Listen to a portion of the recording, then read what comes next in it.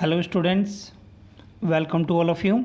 In this class 10th, this is your subject science. We are continuing our chapter number 2, acid, bases and salt. This is your video number 44. Okay students, in the previous class I teach to you about the acid, bases के बारे में मैंने आपको कुछ general terms के बारे में आपको मैंने बताया था। मैंने आपको ऑर्गेनिक एसिड्स, मिनरल एसिड्स के बारे में समझाया था। जो लास्ट टॉपिक हमारा चल रहा था बच्चों, इंडिकेटर्स। आज हम इंडिकेटर्स को अगेन कंटिन्यू करेंगे और देखेंगे यहाँ पर इंडिकेटर एसिड बेसिस में किस तरीके से हमें आइडेंटिफाई कराने में हेल्प करते हैं एसिड बेसिस एंड सॉल्ट्स के बारे में। Okay students, let's start to the topic. Okay students, तो यहाँ पर हम इसे शॉर्टकट तरीके से हम इसे समझाएंगे आपको, ठीक है। इसमें आपको हम एक टेबल बनाकर आपको दिखाते हैं जिससे आपको ये जल्दी समझ में आ जाएगा। ओके स्टूडेंट्स, तो जैसे कि मैं यहाँ पर ले रहा हूँ बच्चों इंडिकेटर यहाँ पर लिया मैंने ओरिजिनल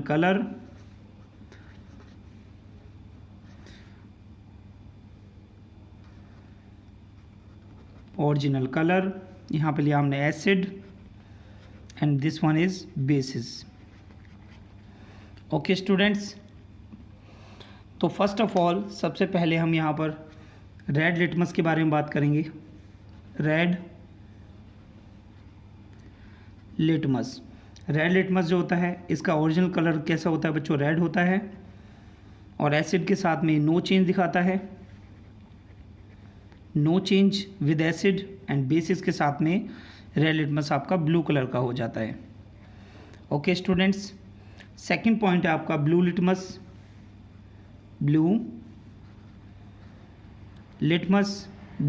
का ओरिजिनल कलर होता है बच्चों ब्लू, एसिड्स के साथ में ये रेड हो जाता है बच्चों, एंड बेसिस के साथ में no change. Okay students, next point सीखेंगे हम यहाँ पर टर्मरिक के बारे में, जैसे कि मैंने लास्ट क्लास में भी आपको समझाए थे ये पॉइंट।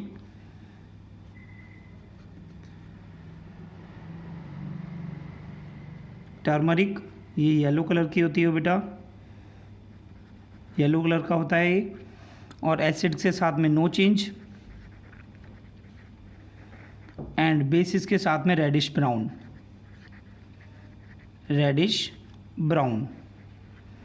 ओके स्टूडेंट्स, अब हम पढ़ते हैं बच्चों रेड कैबेज के बारे में।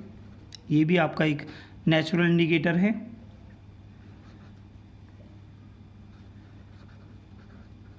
Red cabbage juice,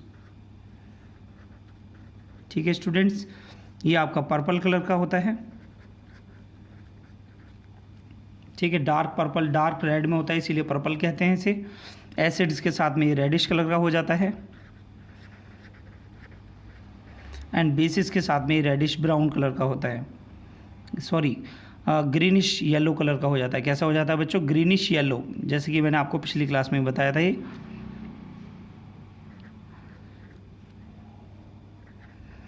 greenish yellow colour का ये हो जाता है, ठीक है स्टूडेंट्स। नेक्स्ट पॉइंट देखेंगे हम यहाँ पर हमारे कुछ सिंथेटिक इंडिकेटर होते हैं। फिनोल फैथिलीन के बारे में सीखेंगे यहाँ पर हम।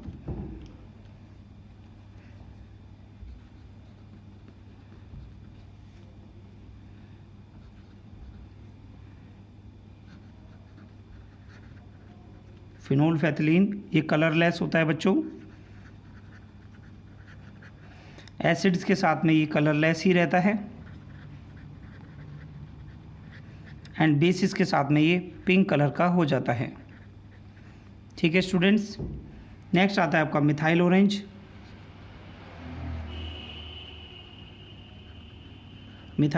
ये ऑरेंज कलर का होता है बच्चों,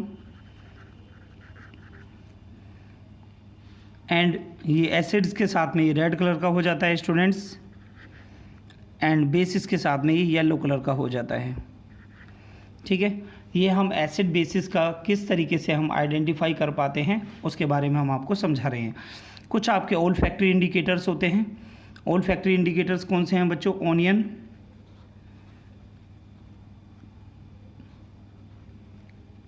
ऑनियन के बारे में नो चेंज इसमें आता है। यहाँ पर आपका ये Na का मतलब बच्चों क्या है, इसका जो कलर है, ठीक है, कलर कुछ आइडेंटिफाई नहीं होता है इसमें, ठीक है, कोई खास कलर हमें देखने को नहीं मिलता है, बट एसिड्स के साथ में नो चेंज रहता है। यहाँ पर कलर नहीं होता है बेटा, यहाँ पर आती है बच्चों स्मेल। क्या आती है बच्चों? स्मेल, ठीक है। एसिड्स के साथ में इसमें कोई भी स्मेल आपकी नहीं आती है, बट जो बेसिस के साथ में है स्मॉल जो है वेनिशिश हो जाती है।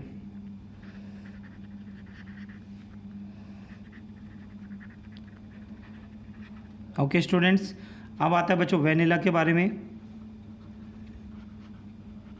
वेनिला के साथ में भी इसमें भी कलर भी कोई आइडेंटिफाई नहीं है, ठीक है स्टूडेंट्स। एसिड्स के साथ में ये भी नो चेंज।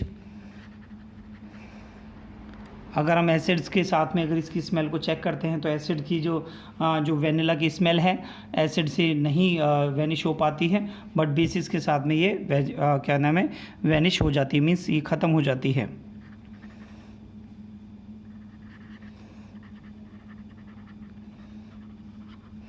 ओके स्टूडेंट्स, ठीक है।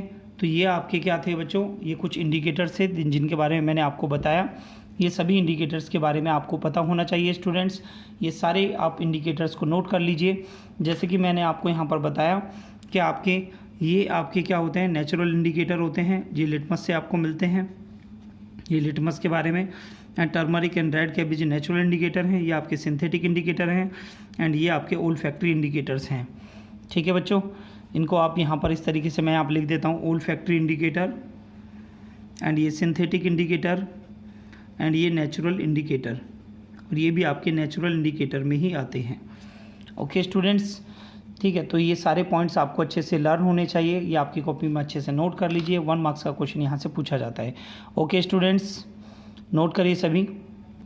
अब बच्चों हम आपको पढ़ाएंगे केमिकल प्रॉपर्टीज़ ऑफ एसिड्स के बारे में, ठीक है स्टूडेंट्स। तो सबसे पहले बच्चों हम देखेंगे यहाँ पर reaction of acids with metal oxides.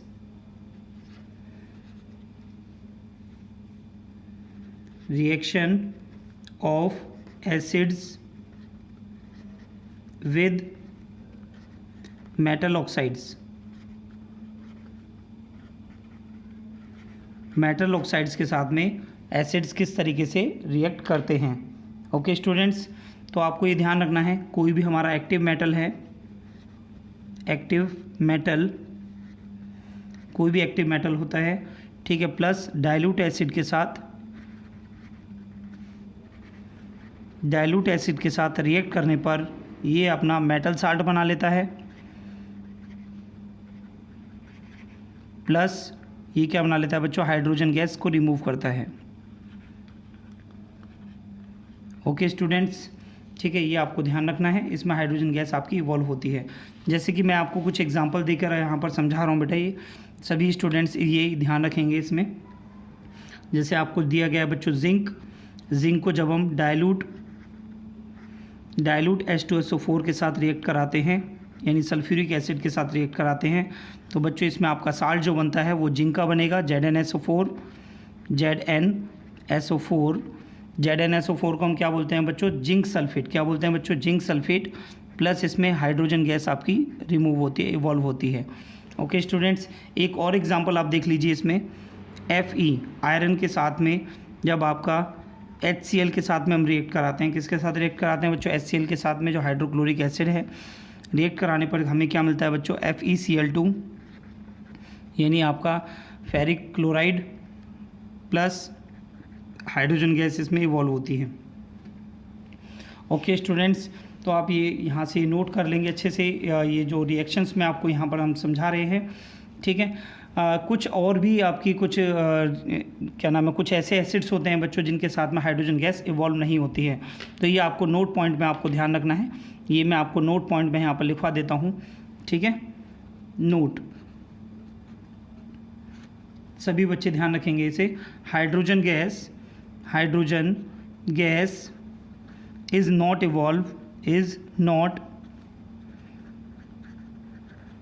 evolved when a metal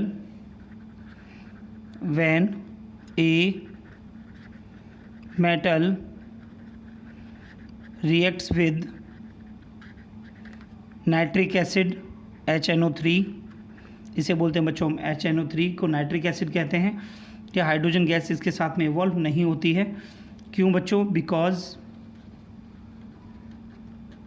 HNO3, ये बच्चों ये इंपॉर्टेंट पॉइंट है, ये आपका एग्जाम में भी पूछा जाता है, ये ध्यान रखेंगे सभी students. HNO3 is not only acid, ये केवल एक एसिड नहीं है, is not only A acid but it is a strong oxidizing agent.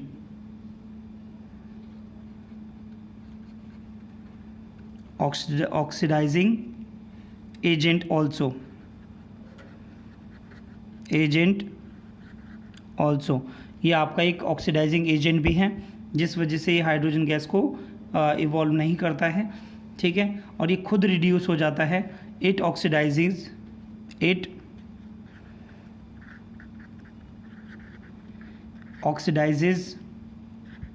The hydrogen gas formed to water. ये हाइड्रोजन गैस को किस में कन्वर्ट कर देता है बच्चों? वाटर में कन्वर्ट कर देता है। And it is itself reduces two oxides of nitrogen like आपके क्या क्या इसमें ऑक्साइड्स बन सकते हैं?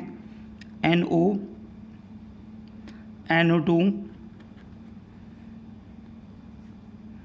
एंड N2O, ये नाइट्रोजन के ऑक्साइड्स इसमें बनते हैं। ओके स्टूडेंट्स, एग्जांपल आप देखेंगे यहाँ पर मैं आपको एग्जांपल देकर इसे समझा देता हूँ, मैं आपको क्लियर आपको समझ में आ जाएगा। जैसे हमने लिया बच्चों 4Zn, हमने लिया यहाँ पर जिंक लिया है, ठीक है, प्लस 10 HNO3 नाइट्रिक एसिड हमने लिया बच्चों। और यहाँ पर जो आपकी रिएक्शन होती है, ठीक है, इस रिएक्शन में आपका क्या बनता है? 4Zn NO3 का whole twice plus NO2 plus H2O। तो आप यहाँ पर देख रहे हैं हाइड्रोजन गैस इसमें नहीं फॉर्म होती है, ठीक है, केवल क्या बनता है बच्चों इसमें आपके जो हाइड्रोजन गैस है वो आपका वाटर में कन्वर्ट हो जाती है। तो यहाँ पर आएगा बच्चों 5H2O, ये ध्यान रखेंगे। एक और रिएक्शन आप याद रख लीजिए इसके साथ में, 3Cu plus 8HNO3 converted into 3Cu NO3 का whole twice plus 2NO plus में H2O। तो यहाँ पर भी आपकी हाइड्रोजन गैस नहीं निकलती, ये वाटर में कन्वर्ट हो जाती है, ठीक है बच्चों। तो सभी को ध्यान रखना है, जब आपके reaction of acids with metal oxides, ये मैंने आपको समझाया बच्चों इसमें कि एसिड्स किस तरीके से मेटल ऑक्साइड्स के साथ में रिएक्ट करते हैं, ठीक है स्टूडेंट्स। तो आपकी ये जो थी ये आपकी मेन इक्वेशन थी जिसको आपको ध्यान रखना है। सभी मेटल, ज़्यादातर सभी मेटल जो हैं वो एसिड के साथ में रिएक्ट करके हाइड्रोजन गैस को इवॉल्व करते हैं, ये जनरल पॉइंट है आपका। बट यहाँ पर HNO3 जो है वो भी एक एसिड है, लेकिन ये हाइड्रोजन गैस को इवॉल्व नहीं करता है बच्चों, ये खुद रिड्यूस होकर ये वाटर में कन्वर्ट कर देता है हाइड्रोजन गैस को। ओके स्टूडेंट, नोट करिए सभी। नेक्स्ट स्टूडेंट्स, सबसे पहले तो अभी आप ये जो रिएक्शन आप पढ़ रहे हैं, reaction of acids with metal oxides, सबसे पहले आप इसे क्लियर कर लीजिए, जो को मैंने पहला पढ़ाया था, reaction of acid with metals not metal oxides, ठीक है स्टूडेंट। मेटल के साथ में हमने रिएक्ट कराया था, किसी भी मेटल के साथ में कोई एसिड रिएक्ट करता है तो metal salt plus hydrogen gas को इवॉल्व करता है। ओके स्टूडेंट्स, ठीक है। अब आएगा आपका मेटल ऑक्साइड्स के साथ में। जो मेटल ऑक्साइड्स होती हैं बच्चों, ये कैसी होती हैं? आपकी बेसिक इन नेचर होती हैं, ये सबसे पहले तो आपको ध्यान रखना है, ये आपकी बेसिक इन नेचर होती हैं, ठीक है स्टूडेंट्स। अब हम यहाँ पर कुछ इनकी रिएक्शंस को हम सीखेंगे यहाँ से। जैसे आपके पास में मेटल ऑक्साइड है आपकी CaO, तो कैल्शियम ऑक्साइड आपको दिया, calcium oxide plus 2HCl, calcium oxide plus 2HCl that is converted into CaCl2 यानी कैल्शियम क्लोराइड प्लस वाटर ये फॉर्म करता है, यानी कैल्शियम क्लोराइड एक आपका क्या है बच्चों, साल्ट है। Metal oxide plus acid converted into salt plus water. Okay students, इसी तरीके से आप देख सकते हैं यहाँ पर मैग्नीशियम ऑक्साइड, ठीक है, जब आपका सल्फ्यूरिक एसिड H2SO4 के साथ रिएक्ट करता है, ठीक है बच्चों, तो ये क्या बनाएगा बच्चों, MgSO4 यानी मैग्नीशियम सल्फेट प्लस वाटर आपका ये फॉर्म करता है, ठीक है। ओके स्टूडेंट्स, तो सभी बच्चों को ये रिएक्शंस ध्यान रखनी है, ठीक है बच्चों। नेक्स्ट पॉइंट बच्चों आपका आता है नंबर थर्ड पॉइंट में हम सीखेंगे यहाँ से, नंबर थर्ड में देखेंगे आप reaction of acids with metal carbonates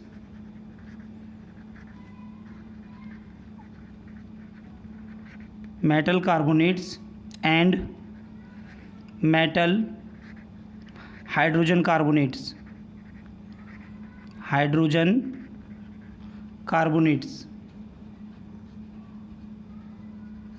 okay students, अब आपकी जो एसिड्स की जो रिएक्शन है वो मेटल कार्बोनेट और मेटल हाइड्रोजन कार्बोनेट्स के साथ में क्या रिएक्शन बनती है, तो सभी स्टूडेंट ध्यान दें यहाँ पर, ठीक है। सबसे पहले आप ये ध्यान देंगे यहाँ पर, ये जनरल पॉइंट मैं आपको बता रहा हूँ, ये मेटल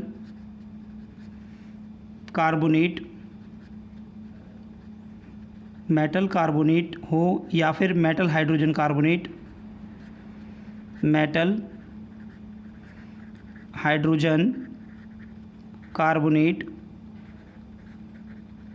ओके स्टूडेंट, इनमें से कोई भी चीज़ें हों आपकी, ठीक है, इनको जब हम रिएक्ट कराते हैं एसिड के साथ में, react with acid, they will form, क्या बनाते हैं बच्चों, salt plus water with carbon dioxide,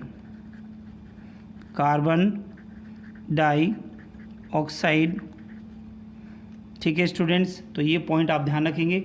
इसके कुछ एग्जांपल देखिए बेटा, यहाँ पर मैं आपको कुछ एग्जांपल देकर यहाँ पर समझाता हूँ इसे, ठीक है। जैसे कि हमारे पास में एक रिएक्शन है, जब मेटल कार्बोनेट ले लेते हैं बच्चों, Na2CO3, तो आप देख रहे हैं बच्चों Na2CO3 क्या होता है बच्चों, सोडियम कार्बोनेट को जब आप हाइड्रोक्लोरिक एसिड के साथ में रिएक्ट करते हैं, 2HCl that is converted into आपका क्या बनेगा बच्चों, साल्ट बनेगा। साल्ट किसका बनेगा, सोडियम का, तो यहाँ पर बनेगा बच्चों 2NaCl प्लस H2O आपका वाटर फॉर्म होगा with water and carbon dioxide gas, आपकी इसमें कार्बन डाइऑक्साइड गैस रिलीज होती है। ओके स्टूडेंट्स, ठीक है। नेक्स्ट आपका आता है metal hydrogen carbonate, metal carbonate के साथ में मेटल कार्बोनेट आ गया। मेटल हाइड्रोजन कार्बोनेट को जब हम स्टडी करते हैं तो यहाँ पे हम रिएक्शन आपको बताते हैं। देखिए बच्चों, यहाँ पर NaHCO3 यानी हमने लिया यहाँ पर सोडियम हाइड्रोजन कार्बोनेट, ठीक है बच्चों। जब हम इसे HCl के साथ में रिएक्ट कराते हैं, तो बच्चों हमारा क्या बनता है यहाँ पर, NaCl plus H2O and plus CO2, इसमें भी कार्बन डाइऑक्साइड आपकी गैस इवॉल्व होती है। तो बच्चों कार्बन डाइऑक्साइड जो गैस इवॉल्व हो रही है, इसको आइडेंटिफाई करने के लिए आप हमें पता कैसे चलेगा कि कार्बन डाइऑक्साइड जो गैस है वो इवॉल्व हो रही है, ठीक है। जब हम कार्बन डाइऑक्साइड गैस को, ये बच्चों ध्यान देंगे यहाँ पर, ये नोट पॉइंट मैं आपको लिखवा रहा हूँ, जब कार्बन डाइऑक्साइड गैस जब रिलीज़ होती है तो हमें पता कैसे चलेगा ये कार्बन डाइऑक्साइड गैस है। तो हम कार्बन डाइऑक्साइड को हम पास कराते हैं लाइम वाटर से। लाइम वाटर का फॉर्मूला होता है बच्चों CaOH का whole twice, that is known as lime water के साथ में जब हम CO2 गैस को जब हम पास आउट कराते हैं तो बच्चों हमारी जो रिएक्शन बनती है वो क्या बनती है बच्चों, CaCO3 यानी आपका बनता है कैल्शियम कार्बोनेट, ठीक है स्टूडेंट्स, ठीक है, प्लस वाटर इसमें फॉर्म होता है। ओके स्टूडेंट्स, ये जब ही होगा जब आपकी carbon dioxide gas pass out होगी किससे बच्चों, कैल्शियम हाइड्रोक्साइड यानी लाइम वाटर से। ओके स्टूडेंट्स, यहाँ पर एक पॉइंट और देख लीजिए बेटा, ये अगर एक्सिस अमाउंट में अगर हम इसे पास आउट कराते हैं, यानी जो हमारा फॉर्म हुआ है कैल्शियम कार्बोनेट जो हमारा बना है, अगर हम कैल्शियम कार्बोनेट CaCO3 से अगर हम अगेन CO2 को अगर हम पास कराते हैं तो बच्चों हमारी जो रिएक्शन बनती है इसमें क्या बनती है बच्चों, प्लस H2O मैं यहाँ पर लिख देता हूँ, इसमें पानी इसमें होता है बच्चों, रिएक्ट कराते हैं तो हमारा बनता है CaHCO3 का होल ट्वाइस, ठीक है स्टूडेंट्स, ये हमारा जो बन रहा है, हमारा कैल्शियम हाइड्रोजन कार्बोनेट जो हमारा बनता है, ये हमारा सॉल्युबल होता है इन वाटर। ये कैसा होता है बच्चों? सॉल्युबल इन वाटर, ये हमारा सॉल्युबल होता है। तो सभी स्टूडेंट इसे ध्यान रखेंगे। ठीक है बच्चों, ये metal carbonate plus acid converted into salt plus water plus carbon dioxide. And यहाँ पर मेटल हाइड्रोजन कार्बोनेट को जब हम एसिड के साथ रिएक्ट कराते हैं तो sodium chloride plus water plus carbon dioxide gas आपकी रिलीज होती है। कार्बन डाइऑक्साइड गैस का जब हम क्या नाम प्रेजेंस को चेक करते हैं, इसमें कार्बन डाइऑक्साइड गैस रिलीज हो रही है, उसको चेक करने के लिए क्या इसमें कार्बन डाइऑक्साइड गैस जो होती है वो जो इसमें रिलीज़ हो रही है बच्चों, इसके बारे में हम टेस्ट करने के लिए हम क्या करते हैं बच्चों, इसमें हम इसे लाइम वाटर से पास आउट कराते हैं तो हमारा बनता है कैल्शियम कार्बोनेट। क्या बनता है बच्चों? Calcium carbonate. Okay students, next आप देखेंगे यहाँ पर कि जो आपका कैल्शियम कार्बोनेट जो बच्चों बनता है आपका, इस कैल्शियम कार्बोनेट में जब हम excess amount of carbon dioxide को जब हम पास कराते हैं तो हमारा बनता है कैल्शियम हाइड्रोजन कार्बोनेट, जो हमारा एक सॉल्युबल कंपाउंड है। ओके स्टूडेंट, नोट करिए सभी। अब हम बच्चों स्टडी करेंगे हम स्ट्रॉन्ग एसिड्स के बारे में कि स्ट्रॉन्ग एसिड्स क्या होते हैं। ठीक है स्टूडेंट्स, तो स्ट्रॉन्ग एसिड्स के बारे में देखिए बच्चों, नंबर फर्स्ट पॉइंट आपका आता है दोज एसिड्स जो आपके कम्प्लीटली आयोनाइज हो जाते हैं। ठीक है, कम्प्लीटली आयोनाइज हो जाते हैं किस में बच्चों? वाटर में कम्प्लीटली आयोनाइज हो जाते हैं। ठीक है, उन्हें हम क्या बोलते हैं? या कम्प्लीटली डिजॉल्व हो जाते हैं वाटर में, उसे हम बोलते हैं strong acids. Okay student, definition देखिए बच्चों देखिए यहाँ पर हमने आपको स्ट्रॉन्ग एसिड्स की डेफिनेशन बताई है। Those acids which ionise more और less completely when dissolve in water are called strong acids. इन्हें हम क्या कहते हैं? स्ट्रॉन्ग एसिड कहते हैं। कुछ एग्जांपल मैंने आपको बताए हैं बच्चों, जैसे आपका H2SO4, ठीक है, तो ये सल्फ्यूरिक एसिड होता है, HNO3 nitric acid, and next one hydrochloric acid, and next one is क्या ना hydrochloric acids are strong acids. Okay students, तो आप ये एग्जांपल आप सभी बच्चे ध्यान रखेंगे। ठीक है, अब यहाँ पर मैं इसकी रिएक्शन के साथ में आपको इसे समझाता हूँ बच्चों। जैसे कि देखेंगे आप HCl, जब हम HCl को जब हम एक्वस सॉल्यूशन यानी जब हम इसे वाटर में इसे डिज़ोल्व करते हैं तो आपका हाइड्रोजन आयन जो आपका एक्वस में होता है, ठीक है, प्लस आपका क्लोरीन आयन जो इसमें ये डिसोसिएट हो जाता है। ओके स्टूडेंट्स, इसी तरीके से अगर जब हम H2SO4 को लेते हैं, ठीक है स्टूडेंट, इसे भी हम एक्वस में ले रहे हैं यानी वाटर में डिज़ोल्व करते हैं, तो आपका क्या बनता है बच्चों? 2H आयन यानी हाइड्रोजन आयन इसमें बनता है, जिससे हमें पता चलता है डेट इज़ एन एसिड। ठीक है, प्लस इसमें सल्फेट आयन इसमें डिसोसिएट होते हैं अलग, SO4 का 2- एक्वस सॉल्यूशन में ये बनता है। ठीक है स्टूडेंट, इन्हें हम बोलते हैं यहाँ क्या कहते हैं बच्चों? इन्हें हम कहते हैं strong acids. Okay students, next हम देखेंगे यहाँ पर week acids. Weak acids. Okay students, तो वीक एसिड्स आपके क्या होते हैं? वीक एसिड्स के अगर हम डिफाइन यहाँ से करेंगे बच्चों तो किस तरीके से करेंगे? ठीक है, those acids which ionize, those acids which ionize to a small extent, जो आपके काफ़ी कम मात्रा में डिसोसिएट होते हैं, when dissolve in water, dissolved in water, जब उन्हें वाटर में डिजॉल्व करते हैं। Okay students, such acids are called, such acids are called weak acids, weak acids. Okay students, चलिए बच्चों इसके एग्जांपल देख लीजिए। यहाँ पर हम आपको एग्जांपल इसके दिखाते हैं। यहाँ पर देखेंगे स्टूडेंट एग्जांपल में देखिए बच्चों, आपको जैसे हम दिखा रहे हैं कि आपके जो वीक एसिड हैं इनमें से एक एग्जांपल है आपका एसिटिक एसिड का CH3COOH, इसे हम बोलते हैं बच्चों एसिटिक एसिड। ठीक है स्टूडेंट, CH3COOH को जब हम यहाँ पर इसे दिखाते हैं, ये आपकी रिवर्सिबल रिएक्शन होती है, ये रिवर्सिबल का साइन है स्टूडेंट्स। CH3COO यानी एसीटेट आयन में टूट जाता है, प्लस इसमें हाइड्रोजन आयन निकलता है। ओके स्टूडेंट्स, ठीक है, नेक्स्ट आप देख रहे हैं यहाँ से H2CO3, ये आपका कार्बोनिक एसिड होता है स्टूडेंट, ये भी आपका वीक एसिड है, रिवर्सिबल रिएक्शन होती है यहाँ पर भी, 2H प्लस आयन, ठीक है, प्लस इसमें आपका कार्बोनेट आयन आपका निकलता है, इसमें CO4 का 2-। ओके स्टूडेंट्स, ठीक है। तो आपका ये जो साइन है रिवर्सिबल रिएक्शन को रिप्रेजेंट कर रहा है। आयोनाइजेशन ऑफ एसिड इसमें जो होता है वो स्मॉल एक्सटेंट में होता है वीक एसिड्स में, इसीलिए हम इसे वीक एसिड कहते हैं। एंड कम्प्लीटली आयोनाइज होता है उसे उस टाइम पर हम कहते हैं स्ट्रॉन्ग एसिड्स। ओके स्टूडेंट्स, सभी स्टूडेंट नोट करिए बेटा इसे। ओके स्टूडेंट्स, सभी ने नोट कर लिया बच्चों।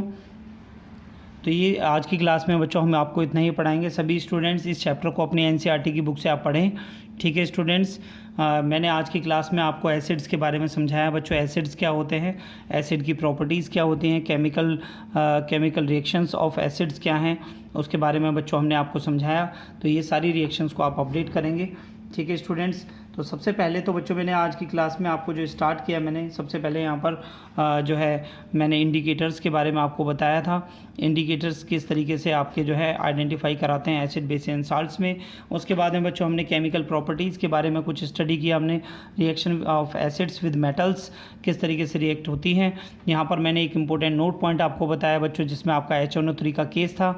HNO3 का आपका एसिड होता है जो मेटल्स के साथ रिएक्ट करने के बाद भी वो हाइड्रोजन गैस को इवॉल्व नहीं करता है। ओके स्टूडेंट्स, यहाँ पर मैंने ये दोनों रिएक्शंस आपको बताई थी। ये दोनों रिएक्शंस ही इंपॉर्टेंट है, ये दोनों रिएक्शंस आप अच्छे से ये लर्न कर लेंगे। ठीक है स्टूडेंट्स, नेक्स्ट पॉइंट बच्चों हमने आपको बताया reaction of acids with metal oxides. Reaction किस तरीके से मेटल ऑक्साइड के साथ में रिएक्ट करती हैं। ठीक है बच्चों, एंड आफ्टर दैन बच्चों हमने पढ़ा reaction of acid with metal carbonate and metal hydrogen carbonates. ठीक है, तो ये मेटल कार्बोनेट के साथ जो रिएक्शन थी Na2CO3 + 2 HCl converted into NaCl + H2O + CO2, यानी metal carbonate and metal hydrogen carbonate जब एसिड के साथ रिएक्ट करते हैं ये salt plus water plus carbon dioxide को रिलीज करते हैं। ठीक है स्टूडेंट, इसके बारे में मैंने आपको बताया। कार्बन डाइऑक्साइड जो रिलीज हो रही है उसके टेस्ट के लिए मैंने आपको यहाँ पर बताया। टेस्ट ऑफ CO2 भी हम इसे कह सकते हैं। ये आपका क्या था बच्चों, test of CO2, test of carbon dioxide gas. तो टेस्ट ऑफ CO2 ये एग्जाम में आ जाता है बच्चों। तो लाइम वाटर के साथ जब कार्बन डाइऑक्साइड को पास कराते हैं तो आपका बनता है कैल्शियम कार्बोनेट प्लस वाटर आपका फॉर्म होता है।